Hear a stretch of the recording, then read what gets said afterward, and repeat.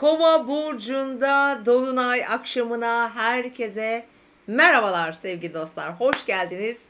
Çok kıymetli, değerli dostlarım, kıymetli arkadaşlarım ve danışanlarım. Evet, Kova burcunda bir süper ay ve dolunayla birlikte 1 Ağustos tarihine başladık ve Ağustos ayında da bu dolunayı, bu şahane görünen, bakın size resmini de koydum oraya, dolunayın etkilerini yaşayacağız. Umarım hayatınızda görünmesini istediğiniz, fark etmesini istediğiniz her ne varsa bu dolunayın ışığıyla farkındalığımızı arttırır. Çünkü dolunaylar farkındalık zamanlarıdır. Görmediklerimizi görmek, bilinçlenmek, biraz daha oralarda daha kararlı olmak, daha nokta atışı adımlar atmak, kararlar vermekle ilgilidir. Evet, öncelikle tekrar hoş geldiniz diyoruz ve bu Ağustos ayının ilk akşamında hem sizlere sevgiler, saygılar yollarken tabii bu Kova burcu dolunayı da beni sizin karşınıza getirdi. Çünkü Kova astrolojiyle yöneten bir burçtur. Gökyüzüyle çok alakalıdır, gezegenlerle, bilimsel konularla, tabii matematikle çok alakalıdır. Ve bu esnada da hem yeryüzüyle gökyüzü arasındaki bağlantıları, orada merak edilen ne varsa, işte araştırmalar, keşifler, icatlar, gökyüzü uçaklar mesela yine bu alana aittir ve burada bilimsel değeri olan teknolojiye bağlı konuları da hayatımıza getiriyor. Evet, teknoloji dedik, dolunay dedik ve arkadaşlar dolunay Kova burcunda 9 derecede ve bizim şu anda eğer Türkiye ve dünya gündemini mutlaka takip ediyorsunuz, tabii ki ediyorsanız da bizim hayatımıza sosyal dinamikleri getirdiğini göreceksiniz, görmüşsünüzdür. Sosyal ilişkilerimizi, kültürel yapıları, altyapıda, zeminde bağlılıkları, işte ortak noktaları, olmayan noktaları ve toplum içindeki uyum ve uyumsuzlukları çok gösteren bir burçtur.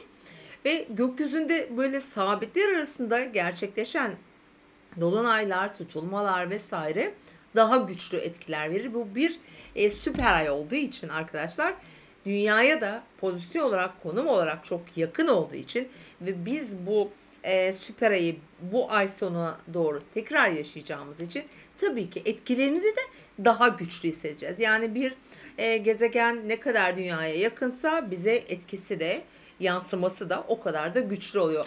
Evet, bu güzelim, bu şahane dolunay bize neler getirecek sevgili dostlar? Önce burçlarınızı hazırladım. Onlara geçmeden önce şöyle biraz kısaca da dolunaydan teknik olarak bahsetmek istiyorum sizlere. Bu arada önemli dedik çünkü dolunaya sabitler arasında bir dolunay.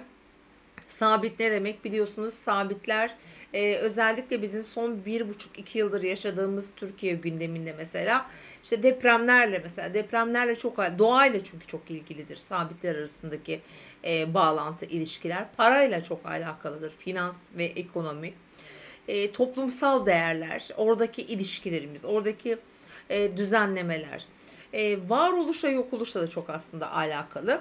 Ve tabii ki Aslan burcu, Akrep, Aslan. Burada çok önemli aksta gezegenlerimiz var. Uranüs'ümüz var, Venüs retromuz var. Dolayısıyla da Kova ve Boğa burcunda da bir hem dolunayımız var, bir de Jüpiter'imiz var. Bu da hep gördüğünüz gibi sabitler arasında yer alan bir cenkleşme, bir çekişme. Aslında sert rüzgarları estiriyor gerçekten. Bizim mesela o Venüs'ün retro olması yine bu dolunaydan etki alarak, şu arada ben şu haritamı açarak tabii sizle konuşmak istiyorum. Dolunayın bizim gözümüzün önüne getirdiği şeyler görmek istemediğimiz kavramlar. Yani 12. evde doğuyor çünkü. Görmek istemediğimiz ne? Göz ardı ettiğimiz aslında diyelim. Bildiğimiz ama üstünden geçmek istemediğimiz, uğraşmak istemediğimiz. Ama bunları gözümüze sokan bir dolunay var ki Türkiye gündeminde son günlerde biliyorsunuz bir Esenyurt vakası var. Dünya gündeminde savaşlar var ki bu çok çok önemli, biliyorsunuz. Rusya, Ukrayna, yine işte bazı ülkelerin arasında gerçekten zorlayıcı böyle devrimler oluyor, ekonomik savaşlar var ki bu dolunay hem savaşı hem silahları, yani teknolojiyle yönetilen silah. Bu bir para da tabii, yani para dinamikleri de burada önemli. Ama onun yanı sıra yine biraz istihbaratla da alakalı, güvenlik zafiyetleriyle alakalı belki diyelim. konuları da hayatımıza getirebilir. Yani tüm dünya için konuşuyorum bunu. Tabii burada tam bir Satürn var. Yani Satürn Dolunay'ı yöneten gezegen ve tam bizim için çok göz önünde bulunan bir yere gelmiş. Ve burası aslında bu daha çok Ağustos'un ikinci yarısına doğru çalışacaktır. Yine arka plan konular, gizlilik, denizler, zafiyetler olabilir. Yani sağlıkla ilgili sorun ve konuları da getirebilir açıkçası. Çünkü burada Neptün'ün Mars'a da böyle yavaş yavaş yine yaklaştığı günler olacak ilerleyen günlerde. Şimdi Dolunay'a tekrar geldiğimde 12. ev dedik, gizlilik dedik. Burada Aslan var ve Aslan, Boğa, Akrep aksı da burada gerçekten zorluyor. Mesela eski ilişkilerimizle ilgili, iş bağlantılarımızla ilgili daha çok çalıştığımız yerler, belki daha çok bir kısmımızın sağlık sorunlarını gündeme getirecek. Çünkü iş hayatı, sağlık hayatı ki çok önemli, çok vurgulu gözüküyor burada. Hani Aslan göz önünde olmakla da alakalı biliyorsunuz. Ve bir takım belki ünlü insanların sağlığı vesaire gibi durumları da hayatımıza getirecek. Bunlar daha çok aslında 14 Ağustos'tan sonra bekleyebiliriz. Çünkü orada da tekrar bir Aslan Burcu'nda yeni ayımız çünkü meydana gelecek. Aslında bu yılın en önemli dolunaylarından, süper aylarından bir tanesi. Bu bizim için ego yaptığımız konular. Mesela çok sistematik bir şekilde görüştüğünüz, sevdiğiniz, gönül bağı olan kardeşleriniz, arkadaşlarınız, iş arkadaşlarınız ki toplumsal konularda olacaktır daha çok var. Ve bu Venüs'ün de hani burada retro olmasıyla bunlarla bir daha bir tekrar irtibat halinde olacağımız bir süreç. Ve bu irtibatlar yapıldı. Dolunay bir şeyleri bize gösterdi veya gösterecek. Göstermedi henüz. Şimdi bana soranlar oldu çünkü işte Venüs retroda işte eski ilişkim geldi, eski iş yerimden çağırdılar veya gibi hani Venüs retroda ilişkiye başlanmaz diye bir kalıp var biliyorsunuz. Burada yani çok da doğru bulmadım bir kalıp benim açıkçası hani bir astrolog olarak. Çünkü bunlar tamamen kişisel haritalara göre yorumlanan şeyler. Şimdi burada bence bir şey geri gelmişse ki bu dolunayda mutlaka hayatınıza birçok şey gelecek. Bir sebebi vardır, bir nedeni vardır, bir yaşanmışlık vardır ve o tekrar belki üstünden geçilmesi gerekiyor. Tamamlanması gereken bir eksik var diye bakılarak bence tabii ki gidip pat diye evlenin veya işte git bir çok önemli bir iş imzala demiyorum burada ben asla. Fakat bunu değerlendirmek gerektiğini düşünüyorum. Hepimiz için değil, bazılarımız için hatta yani çok hayatın fırsatı bile olabilme olasılığını söylüyorum yani arkadaşlar. Şimdi dolunay esnasında tabii Uranüs'ün Venüs'ten de bir sert bir görünümü var. Derece olarak, orpa olarak uzak olsa da. Merkür burada, Mars, işte Başak Sterlimi çok güçlü. İlişkilerimize çok fazla daha detaylı düşüneceğiz bir defa. Daha fazla mercek altına alacağız. Zor kararlar vereceğiz bu arada. Hani çok kolay olmayabilir işimiz süreçleri yönetirken. Çünkü Merkür Başak'ta çok 3, 5, 10 kere düşünür ve karar vermişse çok da kolay olmaz. Güçlü bir pozisyonda ki bu arada yine ay sonunda 20'sinden sonra Merkür de bu arada hani Başak Burcu'nun retroya geçecek. Hani ay gerçekten zor bir ay.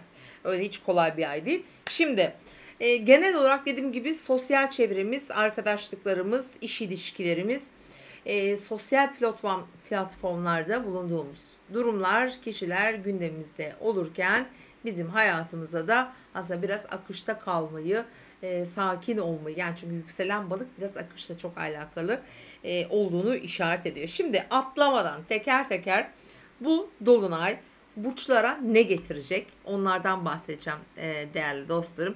Şu haritamızda isterseniz kaldıralım değil mi? Evet. Şimdi koçlar ve yükselen burcu koç olan dostlar 11. evde bir süper ay. Bu çok önemli. Sosyal ilişkilerinizi gündeme getirecektir. Oradaki bağlarınızı güçlendirebilir. Bazı ayıklamalar yaptırabilir. Çünkü Merkür burada gerçekten dediğim ya çok düşündürür, zor karar verdirir ve bazı gerekiyorsa hayatınızda eksiltmeler yaptırabilir. Yani koçlar için de ben böyle bir durum olabileceğini düşünüyorum. Hatta özel hayatlarına da yine yansıyabilecek bazı durumlar olacak. Bir takım gizliliklerle ilgili belki farkındalıklarla ilgili konularda yine koçların hayatında olacak. Ama sosyal çevrenizde daha fazla ilgileneceğiniz, zaman geçireceğiniz, hatta sürprizler, beklenmedik şekilde de girişimler ve sürprizler yaşayacağınız bir zaman dedim. Şimdi boğalara geldiğimizde, tabii boğalar için çok önemli. Kariyer evlerinde, hayatlarının tam tepe noktasında şöyle bir dolunay. En tepe noktadaki dolunay hayatının tümünü sorgulatır. Tümünü gözden geçirir. Hepsini mercek altına aldırır. Boğalar için çok önemli bir süreç. Özellikle yükselen bir boğaysanız zaten kendi hayatınızda, iç dünyanızda, evinizde ve ailenizle olan ilişkilerinizde ciddi önemli bir zaman geçiriyorsunuz. Çünkü orada bir Venüs retrosu var. Hiç kolay değil tabii ki. Bir yandan iş ve kariyer arasındaki dengeyi de kurmaya çalışıyorsunuz. Bu anlamda bence daha net, daha olumlu sonuçlar getirebilir. Burada karar verme anlamında, özellikle hayatımızla ilgili hani gitmemiz veya gitmememiz gereken ya da işte egolarımızı ne kadar aşağı çekmeliyiz, oradaki dengeyi nasıl sağlamalıyız mesela diye bazı sorgulamalar yaptıracak. Gerçekten boğalar Venüs'te tabii retro olduğu için burada özellikle iş hayatlarında çok ani kararlar almasınlar derim. İkizler ve yükselen burcu ikizler olan dostlar, size yarayan bir dolunay bu arada. 9. evinizde. 9. ev dolunayları genellikle hani hava elementinde bir dolunay sonuç olarak.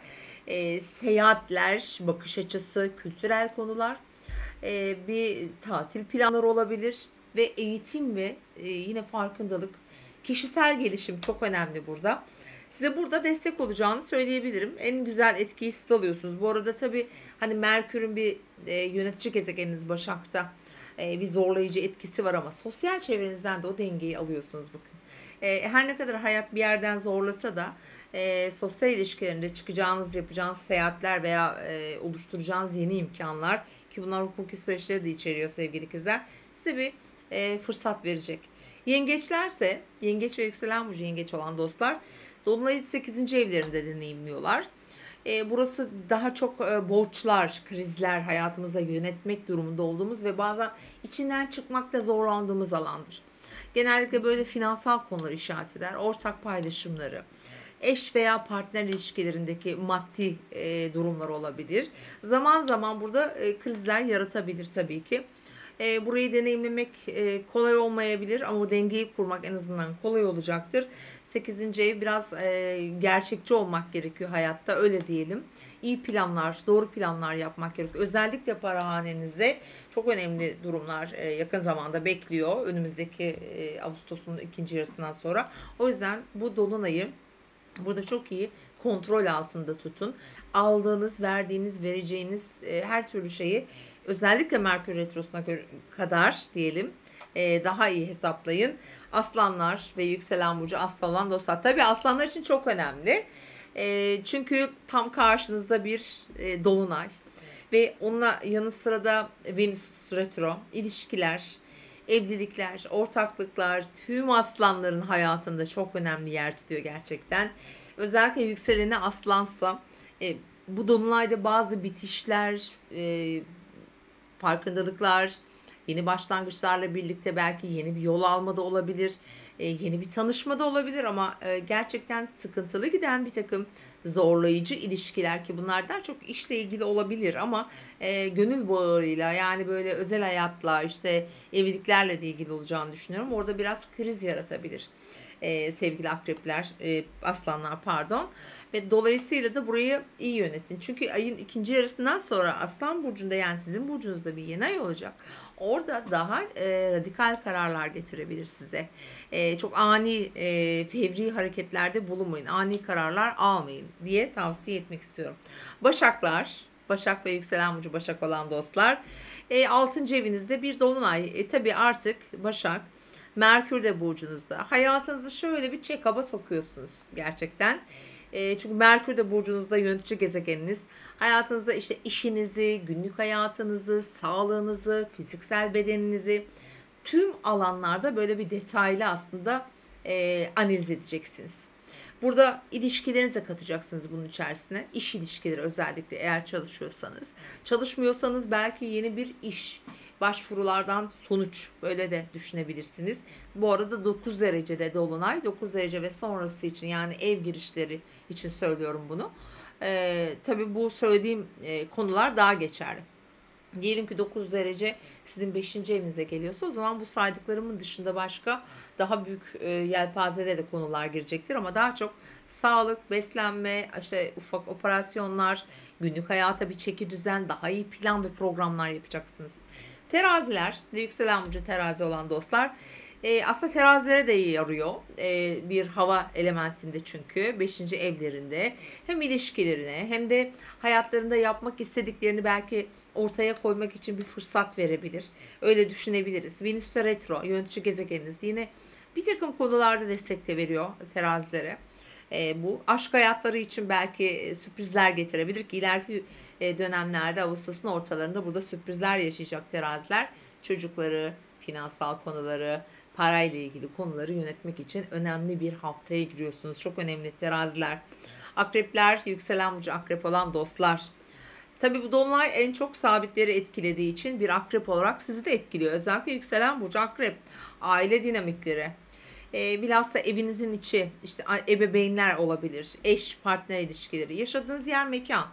Orada bir değişim, yenilik, evden çıkma, taşınma, bir karar verme diyelim. Çünkü dediğim gibi hani burada sabitler daha çok etki alıyor. Bir takım sıkıştırmalar varsa uzun süreden beri, belki bu yeni değildir aslında. Oralarda bir şeyleri ön plana çıkartabilir açıkçası. Oraya dikkat etmek gerekiyor. Burada aniden böyle bir yenilik, bir değişim yapma gereği de duyulabilir bu arada. Ama eviniz, yaşam yeriniz ve aile koşullarınızı daha bir düzenli, daha bir tertipli, daha böyle bir lokal olarak ele alacaksınız. Şimdi yaylar, yükselen burcu yay olan dostlar, en rahat aslında sizsiniz. 3. evinizde bir dolunay. 3. ev dolunayları genellikle hem sosyal çevremizde hem özel hayatımızda bize daha fazla imkanlar sunar. Daha geniş böyle fırsatlar getirebilir. Bunlar ticaret mesela, çok önemli hızlı yol alır burada. Ticari konular, eğitim, öğrenimle ilgili başlangıçlar veya bir başlangıcın, sürecin tamamlanması gibi düşünebilirsiniz. Ve dediğim gibi burası kardeş ve yakın çevre ilişkileri olacağı olduğu için yakın çevreniz ve kardeşleriniz belki daha çok gündeminizde olacaktır. Onların yaşamlarındaki bir takım durumlar, konular, düzenler orada olacak ama hayatınızda başlamak istediğiniz her şey için başlamak için güzel bir fırsat veriyor sevgili yaylar. Oğlaklar, tabii ki ve yükselen oğlaklar, para evinizde bir dolunay ve süper ay. Özellikle 9 derecelerde bir yerleşiminiz orada varsa önemli olabilir sevgili oğlaklar. Çünkü para ile ilgili dinamikler sizin için devam edecek. Ayın ortalarına doğru da bir takım gelir gider dengesi, beklenen belki paralar, belki kayıplar ya da kayıp olduğunu düşündüğünüz paralar. Bunlar mesela pat diye çıkıp gelebilir. O belli olmaz. Onun yanı sıra diyebileceğim burada banka ve finansla ilgili kredi borçlar, miraslı konularınız belki gündemde olacaktır ama en çok sizi burada sıkıştırabilecek ya da böyle biraz zorlayabilecek ya da gözünüzü açacak. Belki de bazen dolunaylar farkındalık getirir dediğimiz için bir şeyleri görme fırsatı da verebilir. Daha iyi düzen yapabilirsiniz. Daha iyi kontrollü gidebilirsiniz bu harcamalar kısmında. Evet, kovalara geldik. Dolunay sahibi kova burçları. Burcunuzda bir dolunay, hatta süper ay 9 derecede. Bu sizin için hayatınızın çok önemli bir zaman dilimi olabilir. Yılı etkileyecek bir zaman dilimi, öyle söyleyelim. Çünkü tüm sabitler çok önemli bir sene yaşıyorsunuz. Kovalar başta olmak üzere. Yeni bir düzen, yeni bir karar, yeni bir adım, yeni farkındalıklar, yeni yolculuklar, hayata yeni bakış açılarıyla bakmak gibi misyonlar yükleyecek size. Bu hem özel hayatınız için, kendinizle ilgili verdiğiniz kararlar. Diğer yandan ise belki ilişkisi olmayanlar için bir ilişki de getirebilir. Bunu da söyleyebilirim. Venüs retro, yeni bir ilişkiye başlamak veya mevcut ilişkiyi yeniden yapılandırmak, sağlıklı hale getirmek için bazı denemeler getirebilir. Sevgili kovalar, lütfen doğum haritanıza bakın. Bu yılın en önemli zaman diliminde olan burç sizsiniz. Son olarak balıklara geldik. Balıklar ve yükselen burcu balık olan dostlarım. Balık dolunayı, zaten balık burcu yükseliyor bu arada tam olarak. 12. evde. Bu da görünmeyen konuları, bilinmeyen şeyleri, farkındalıkları, ibadetleri, soyutlanmayı, öğrenmeyi, baş etmeyi aslında bize öğretir. Sizin de hem sağlığınız hem günlük hayatınızda da bu ve bunun gibi konuları Dolunay gündeminizde tutacak uzunca bir süre sevgili dostlar. Evet arkadaşlar, önemli bir dolunay, gerçekten çok çok önemli. Biraz önce de dediğim gibi sabitler arasındaki dolunaylar özellikle parayla, finansla, doğayla, bakın doğa olayları burada çok şiddetlenebilir. Hani ben depremden falan bahsetmiyorum burada ama o da olabilir bu arada. Hani denizlerle ilgili, sularla ilgili, yağışlar, aşırı yağışlar. Çünkü ileride önümüzdeki günlerde Mars Neptün karşıtlığına doğru gidiyoruz. Sağlığınıza, bağışıklık sisteminize lütfen özellikle dikkat edin. Neptün ve Mars çünkü burada sağlık sorunları getirebilme olasılığı, potansiyeli doğurabilir açıkçası. Yine tabii onları da görüşeceğiz. Evet sevgili dostlar, bir dolunay akşamında sizi mahrum etmek istemedim. Ayrıca ben de çok özledim sizi. O yüzden böyle bir yayın yapmak istedim. Umarım herkesin anlayabileceği dilde anlatmışımdır. Ve tekrar görüşmek üzere diyorum. Bu arada yayınımızı beğenmeyi de, paylaşmayı da, eğer abone değilseniz abone olmayı da lütfen unutmayın diyelim. Ve bir dolunay akşamından herkese kucak dolusu sevgiler gönderiyorum. Kendinize iyi bakın.